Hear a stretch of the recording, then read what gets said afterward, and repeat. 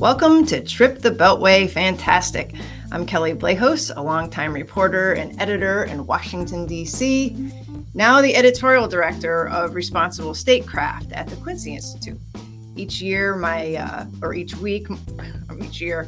week, my friends and I hope to examine and expose the corruption, wars, dirty politics, hubris, the special interests, and the hypocrisy of the imperial city of American empire. We hope to make it worthwhile with guests with special insights into history and politics of what we call the dark side of Washington, and hope to have a bit of fun with the clown show it's become too. So with that, I would like to introduce my very first guest on our last program, which was Crashing the War Party. He's been a loyal friend and a fan of Dan and I's last show, and glad he could be one of our first guests on our new show, Trip the Beltway Fantastic, Scott Horton. Thanks, Scott, for coming on. Hi, Kelly. How are you doing? I'm doing great. As most of you may know already, but I will do a little bit of a formal introduction. Scott is my friend and director of the Libertarian Institute, and he hosts anti-war radio for Pacifica Radio's KPFK in Los Angeles, as well as the long-running Scott Horton Show. He's also the editorial director of antiwar.com. He's the author of several books, including Fool's Errand, Time to End the War in Afghanistan, The Great Ron Paul, The Scott Horton Show Interviews from 2004 to 2019, and Enough Alrighty, Time to End the War on Terrorism. And that was published in 2021. Scott, I'm super excited to have you on the podcast. You've been a good luck charm for me and for Dan in our last show. As I mentioned, we go back a long time. You began having me on your show like 15 years ago when we were knee deep in the Iraq and Afghanistan wars and the awesome failures of the global war on terror. Today those wars suddenly seem very, very far away. But I wanted to ask you whether it's Ukraine or Russia or Israel and Hamas, do you see threads from the U.S. wars in the Middle East 20 years ago and beyond connecting to the conflicts on the world stage? Are they in some sense all of a piece, or am I trying to brush with too wide of a brush here? Yeah, no, you're totally right. A lot of times the history of the terror wars, even in mainstream inside the Beltway circles, will be that, the Arab Afghan army was blowback, and eventually Al-Qaeda's war against the United States was blowback from support for the Mujahideen in Afghanistan in the 1980s war. And then we wanted to skip a few to September 11th, and then they were mad about Islam made them mad or something like that. And then we had to defend ourselves after that. But in fact, the U.S., just like in the 1980s, kept using the Mujahideen, or at least supporting wars where they were involved on their same side, in Bosnia, Kosovo, and in Chechnya in the 1990s. So even though, what essentially proto Al-Qaeda, Egyptian Islamic Jihad, which ended up kind of merging with the Azam group, became Al-Qaeda, but the Egyptian branch of what became Al-Qaeda started attacking the United States in 1990. They assassinated Rabbi Kahane in New York City. And then after that, they, attacked a failed attack in Yemen. But then importantly, everyone remembers the, mostly failed attack on the World Trade Center in 1993, where they tried to topple one tower into the other. Then there was an attack, Al-Qaeda attacks we're talking about now, on Americans training the Saudi National Guard in 95. Then the Khobar Towers, where American airmen were killed, and they tried to blame it on Iran when really it was Osama bin Laden who did it. And the African embassies in the USS Cole. This whole time that Al-Qaeda's war against the United States is ramping up, Bill Clinton is still backing them anyway. And they knew that these guys, in fact, some of the September 11th hijackers and ringleaders and organizers had fought in Bosnia on Bill Clinton's side. And the same thing in Chechnya. So in fact, American support, the Delta Force was still training the Kosovo Liberation Army in the first half of W. Bush's first year in power in 2001. And they were even trying to expand a greater Kosovo into Macedonia as late as with American support, as Delta Force had trained them, the same guys, as late as August 2001, just a month before the attack. And then the idea was that, well, we like these guys, and so therefore they should like us too. We're helping them, and so it should be fine. And then they're too clever by half. And so then September 11th happens, and that becomes the blank check for them to go and expand the entire war to the Middle East. But what was really the point back in the 90s of why they were backing these guys? It's to spite Russia, right? The Russians and their friends, the Serbs in Yugoslavia, to make sure to try to limit any residual Russian influence there with the Serbs and to stick it to them and their allies there.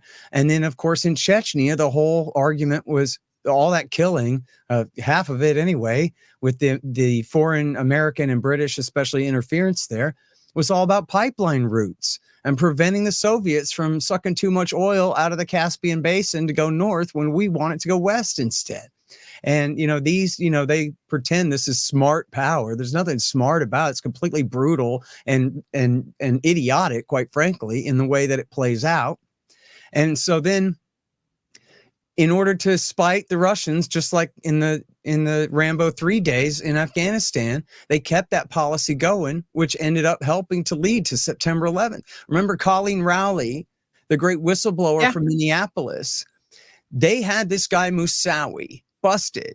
He wanted to know how to fly a jumbo jet, but not how to take off or land it.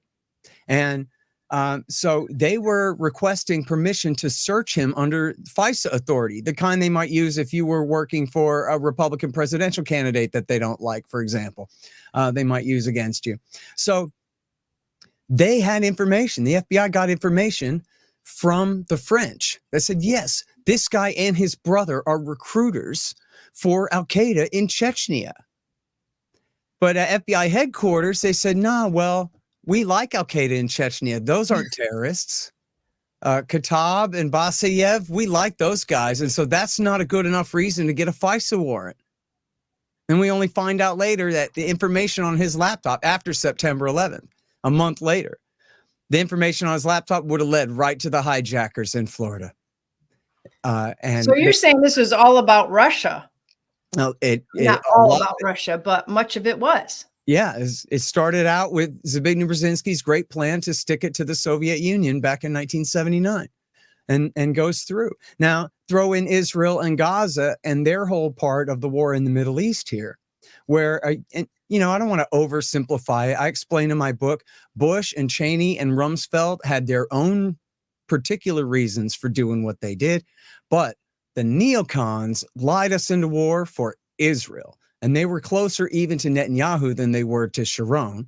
And Sharon was more of an Iran hawk, but after all, W. Bush was an Iraq hawk, and that was what Netanyahu wanted anyway. So they were rivals in Likud. And the neocons were Netanyahu's guys, basically, or closer to him. And the huge part of the reason that they pushed us into war with Iraq was for this strategy for Israel called the clean break, which had been written by David Wurmser, who ended up becoming Dick Cheney's foreign policy advisor and had worked in the Pentagon and in the State Department, essentially to limit any so-called Arabists who might get in the way, kind of career Middle East experts who might get in the way of the neoconservative agenda. And what the clean break policy said was, and quite, again, idiotically, these people don't know what they're talking about. They said, if we depose Saddam Hussein in Iraq, that will empower Jordan and Turkey over the country. And especially the original plan was to put the cousin of the king of Jordan in there. And they eventually changed him to Ahmed Chalabi, the leader of the INC in the plan, but which would have essentially in their mind had the same effect, which is would have whipped those Shiites right into line, because the Shiites revere the magic of the prophet's blood in the veins of the Hashemites, even though the Hashemites are Sunnis and the Shiites don't revere them at all. And even the Shiites who do revere the kin of the prophet, the bloodline of the prophet, that doesn't mean that they're their slaves and obey their every whim like they're totalitarian popes or some kind of thing who control them. This is all just what Ahmed Chalabi had led the neoconservatives to believe, that what's going to happen is the Shiites, once we whip the Shiites of Iraq into line after we get Saddam out of the way, then the religious clergy in Najaf will make Hezbollah stop being friends with Iran and Syria. And that will neutralize the threat on Israel's northern flank. And that way, Kelly, they could break the Oslo deal and not give up a two-state solution. And instead of having land for peace, they would have peace through strength and total domination over the Palestinians. And so step one on this crazy plan, again, and especially I know your audience. Like a fantasy. Yeah, I know your audience are experts enough. You have a map of the Middle East in your head here, right? Where Iraq is in this chain.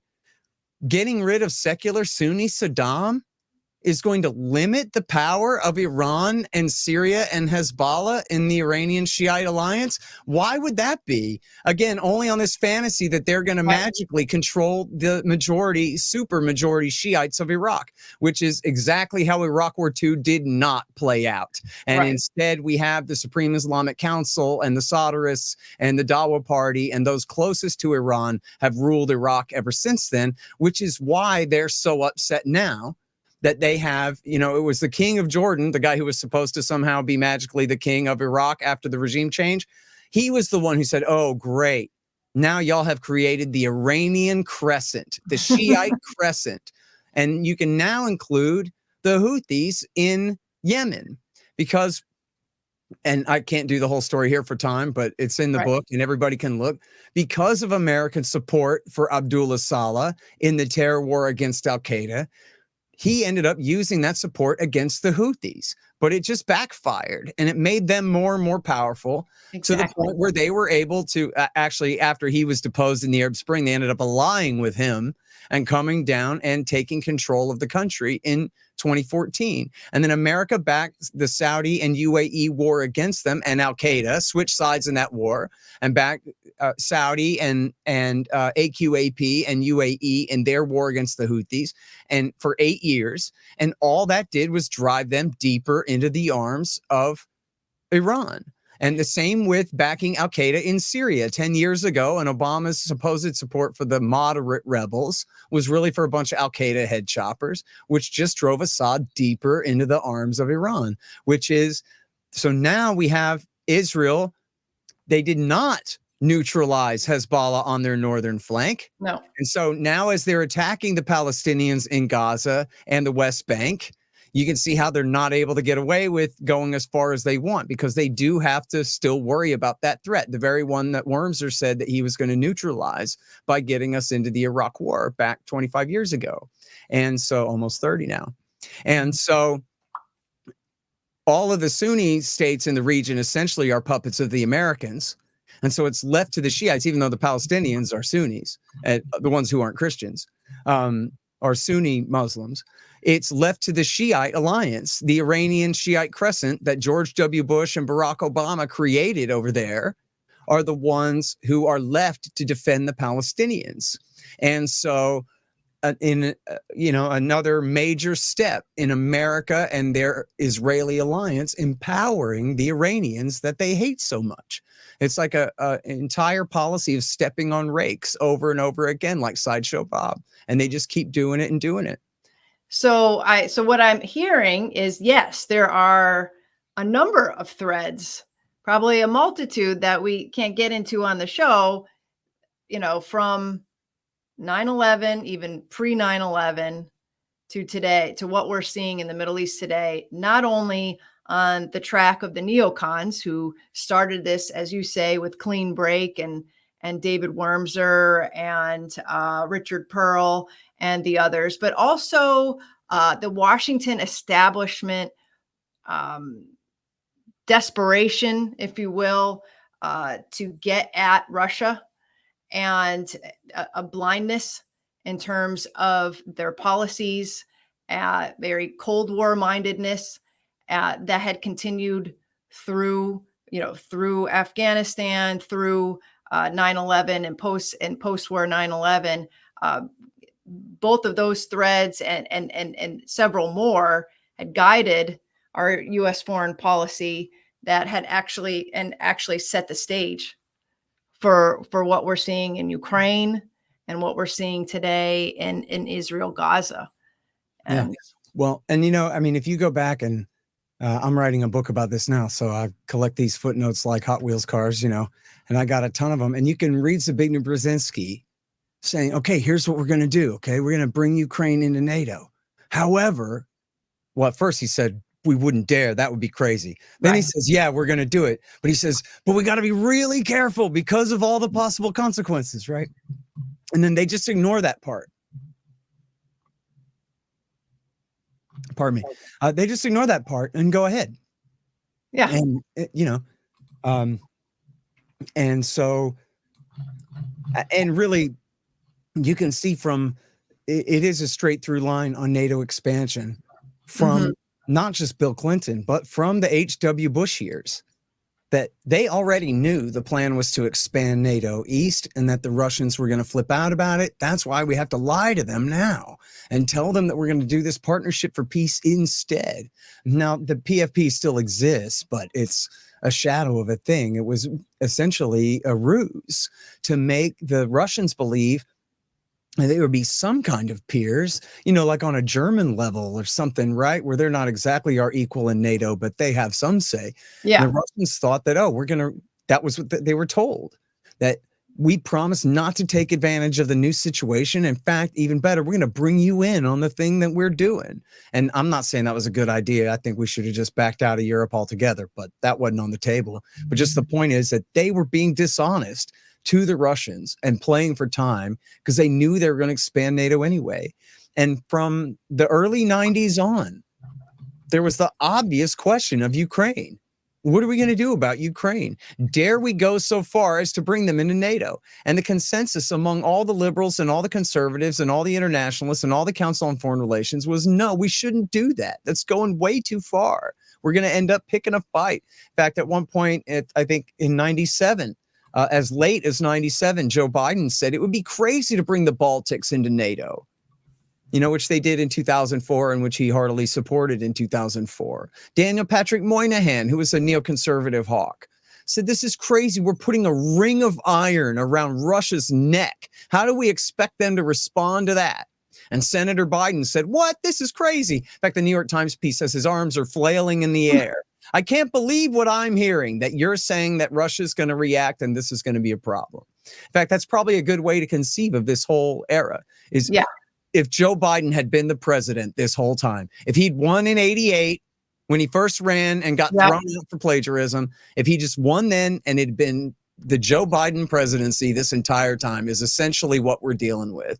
And I guess when you put it that way, you can understand the blowback and the consequences and the bad decision making and how one crisis leads to the next and leads to the next with these guys. What I'm hearing here, and coupled with all of my reporting and writing over the last few years after the Russian invasion of Ukraine, is that the people who were responsible for setting the policy and the tone and the messaging in Washington through all of these foreign policy failures, whether they be 9/11 and everything after it, Libya, Syria, you name it, I'm forgetting them all. They're still around and they're still predominant voices in Washington. So there was never any period, at least that I know of, where anybody in Washington took a step back and said, maybe what we did in 1997 wasn't such a good idea. Maybe what we did in 2003 was a mistake. Why did we listen to this guy? Why did we accept this report? Why was this, shoved down our throats? That never happened. Like the forces that dominate Washington continue to churn and continue to push out any of the oppositional voices in Washington, because there were, and you just mentioned that there were plenty of people in Washington that had been cautioning against NATO expansion. Some of those guys like Jack Matlock are still around today in their 90s. And they're pointing at what's happening in Ukraine and saying, see, I told you. But those voices didn't win out.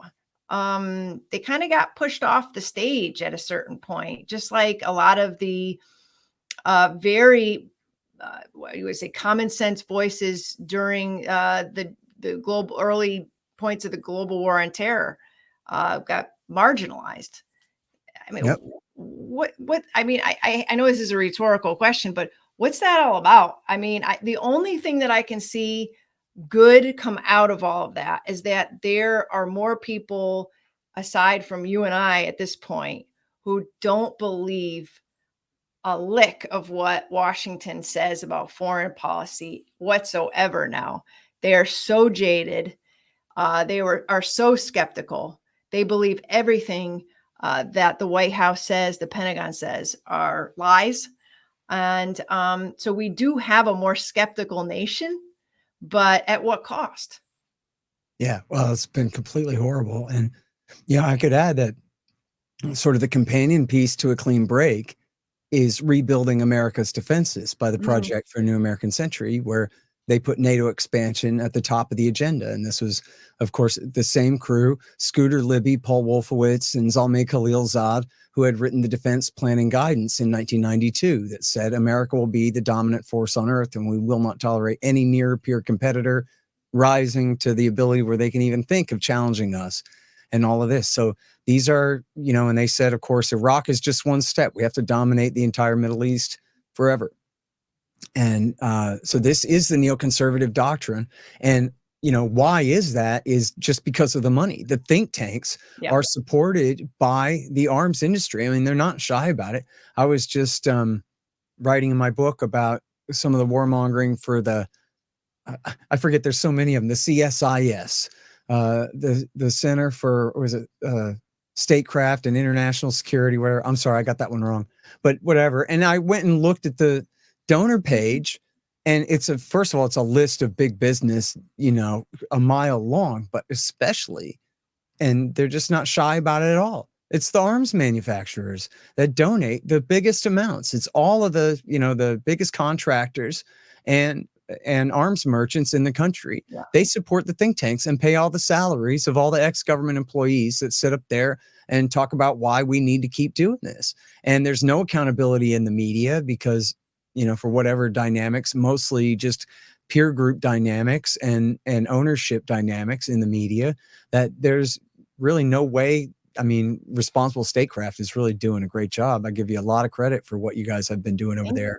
in bringing, real dissenting views into mainstream debate, because otherwise it's just completely frozen out. And all good experts know that all we got to do is send a few more weapons and drop a few more bombs and stay a few more years. And don't you know that the Afghan women and girls want us to be there, and whatever the talking points that they get in their emails, and it's just highly financed and highly organized, plot against us.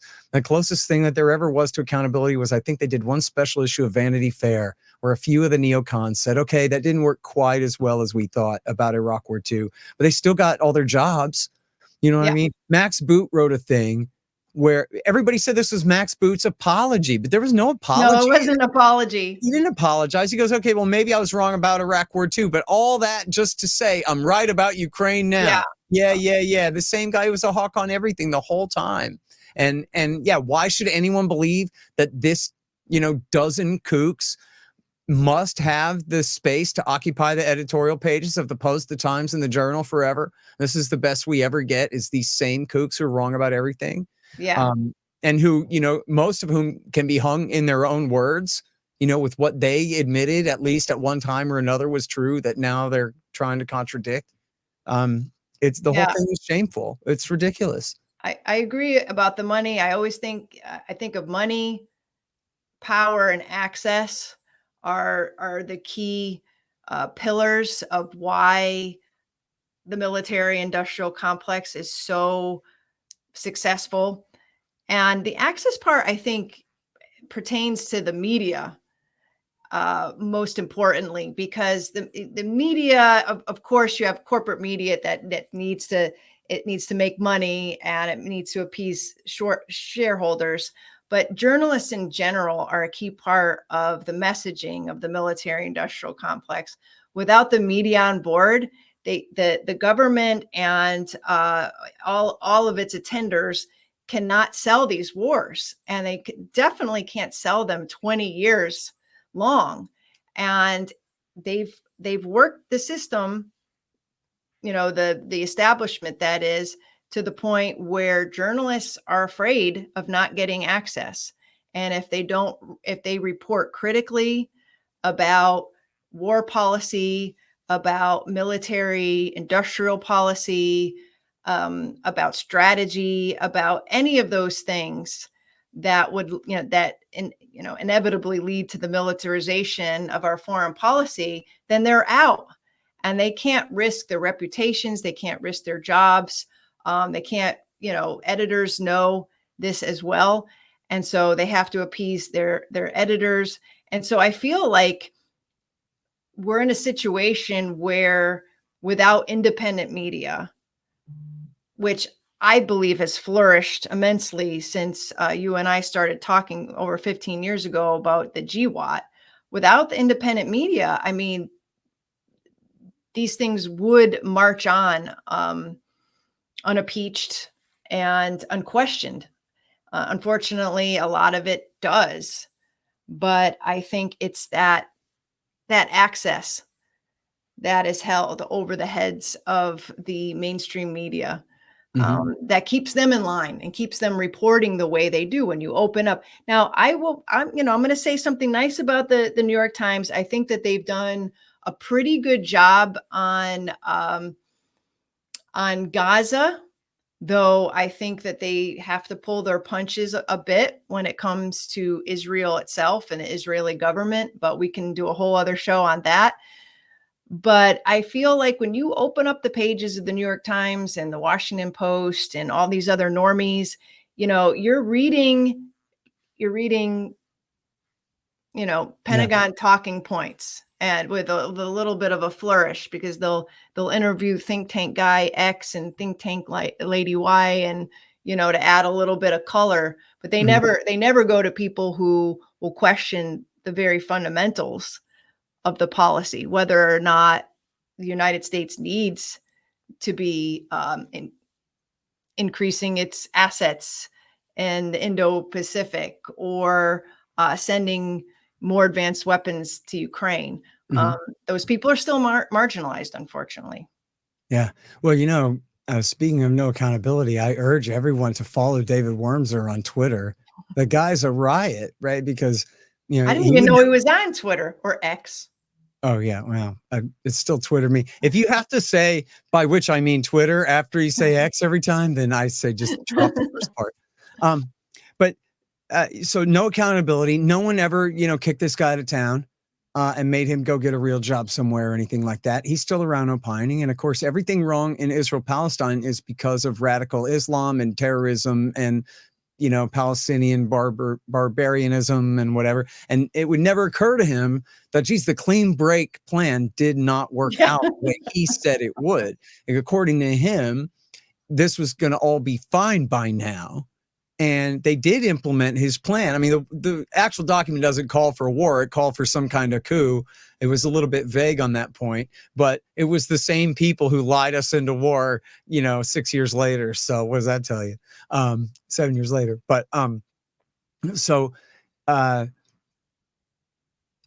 look at the situation in Gaza. Instead of admitting that, well, the David Wormser / Netanyahu clean break doctrine did not work, and it failed and led to this catastrophe, all they can do is double down, because it's the same people asking the questions and the same people giving the answers on the thing. So you don't get anyone to say, well, this is all David Wormser's fault. Him and Netanyahu set all these dominoes up and knocked them all down. They said they were going to go this way, but instead they went that way, right? That's not ever part of the conversation. No, it's not. Accountability. Yeah, And and so, I correct myself because that's the one thing that does irritate me about the Washington Post and New York Times. They'll be good on the ground stuff, and by pointing out all the children that have been dying and are yeah, starving, and they got the pictures. But you're right, they don't touch the fundamentals. They don't touch the root causes. yeah. That's the third rail. Well, I won't even take credit for it. My co-author Connor Freeman wrote the thing. I'm just the co-author, but it's by Connor Freeman and myself at antiwar.com that we put out, I guess, last October or November. And it's called Netanyahu's Support for Hamas Backfired. Oh yeah, And we collected all of the relevant quotes of Netanyahu and all of his many fans and supporters and a couple of accusers, but ones with very inside knowledge like Ehud Barak. But mostly it's supporters of Netanyahu explaining the thing. And some of them, there's one Likud party spokesman saying, "You dummies, you just don't behold the true brilliance of Netanyahu and his strategy here." And that strategy is we support Hamas in Gaza as good little terrorist scapegoats, so that anytime the Americans say it's time for a two-state solution, we can say to them, "You don't expect us to deal with these terrorists, do you?" And then they'll say, "No, actually, we don't. Go yeah, right ahead then." And so they say it over and over and over again. And they say, "Look, we understand why you're upset. You think backing Hamas is bad, but we're just telling you, that's because you're dumb and you don't understand the brilliance of our brilliant strategy, which is we have to do this so that we don't have to give them an independent state." And they say it over and over and over again, just like David Wormser. We have to commit this massive crime in order so that we don't have to give justice to these people whose country we stole and let them have the last measly stinking 22% of it. We're going to keep it all. yeah. Oh, I know. I'm afraid when I have you back on the show, Scott, we're not going to have very good news in that regard about how this is all panning out. I want to ask you one last question about antiwar.com because I know I'll never get Eric Garris on this show to brag about his website and your website. But can you talk a little bit about how antiwar.com has been able to respond to Ukraine, Russia? Because obviously I've written for antiwar.com, but more during the GWAT phase. It seems like there's been a whole new life breathed into antiwar.com, thanks to the readers, but also the editors and all of the real extraordinary energy that's going on there. Like, how do you see it? Because you've been around since the beginning, really, of Almost. that website. Yeah. Well, okay. So the thing was found almost 30 years ago in 1995, although it really took off in 99 during the Kosovo War. Yeah. And I came around, I got hired, I guess, as assistant editor and writer there in 2004. Okay. So that's still 20 years. Rip Raimondo, he was our editorial director before me. He died in 2019, and he was, essentially Archie Bunker, right? Kind of a right-wing paleo-libertarian, anti-interventionist, Ron Paul lover and Pat Buchanan lover. He didn't fit any real mold either, like his personality. He kind of struck his own mold, that's for Yeah. sure. And he really was, I think, without comparison, in the W. Bush years and at least the first half of Obama, he was the most important writer in America. Yeah. He was just, 3 days a week. That stuff was just absolute gold for what was going on with the entire terror wars and on the Russia stuff. I mean, he really had been great on all the Balkan wars. He had written a small pamphlet, kind of booklet about the Bosnian War, and then he was absolutely fantastic on Kosovo in real time, starting in 99 with the Wartime Diary. And then he had always covered the color-coded revolutions and, all the intervention, the new Cold War against Russia. I think he named it that in 2004. He proposed after the Orange Revolution, there's still this thing, why not just let the Donbass secede and go to Russia now instead of having a fight about it? It worked for the Czech Republic and Slovakia. What's the problem? And all of these things. So he was And the color-coded revolutions, those get complicated. A lot of people don't remember the Kyrgyzstan coup of 2005. We wrote about that. We covered all that all along. So we have kind of the institutional background. And of course, we got the great Doug Bondow from Cato, who we still reprint all the time. And we got Ted Galen Carpenter, who is really the very best guy at Cato, who got fired for exactly that reason and now writes for the Institute and for antiwar.com as well. So we got, really greats there. And then we got all the new guys, Ted Snyder, especially, and who's our, as an opinion writer there. And then our news editor, Dave DeCamp, young He's amazing. guy. And then Kyle Anzalone is our opinion editor there, but also does news. And then Connor Freeman as well. And, Connor and Kyle are also at the Institute with me, but then, we kind of share them with antiwar.com and Will Porter. And these guys just absolutely kill it all day long, every day. Dave DeCamp just got second place in the what's called award. Oh, it's the Pierre Spray Award. That's right. Yep. I was there. So, which is really, we're really proud of him for that. And he's written now 7,000 articles, which is as many as Raimondo wrote, but in the space of only like 4 years or something like that. Raimondo was writing 3 times a week. Dave writes like 10 times a day, 7 or 10 times a day or something. He writes these, they're basically news summaries mostly. But the thing is, when you have antiwar.com writing your news summaries for you, then that means that the real context that you need to know is in the thing. Exactly. Instead of not in there like it would be with the others. So he'll go, of course, you'll remember that this was the same guy who said last November, et cetera, because our guys are keeping track of that. And they're biased in exactly the best way. So it leads to them doing such great work. And so they're so passionate. Most important project on the internet, Kel. Absolutely. Yeah, no, they're very passionate. This isn't just a job for them. And it gives you so much confidence in, and I hate to sound like an old person, like, the next generation. There is a real fervor out there to expose all of the creepiness of the Washington War Party. Oh, and let me say, I'm so sorry. Let me say also Jason Ditz. Oh my goodness. Yeah, Jason was amazing. Yeah, see, he was ill, and so he was kind of out for a little while. And I just have not been. Yeah, but he's back. He knows in this book I'm reading and writing here. But he is also great. Our assistant news editor. No, all these guys. It's like a family. And but as I was saying, I just feel like that there's like tremendous energy coming from younger people to know more about what's going on in Washington, not just take everything at face value, to get the truth out there, to seek it and get it out there. And I'm just so proud of antiwar.com and all it has been doing, not in the past wars, but just over the last couple of years, because it's been one thing after another. I'd really love to have you back on, though. We can talk about breaking news. I appreciate you being on for one of the first episodes, and thanks for all you do. Okay.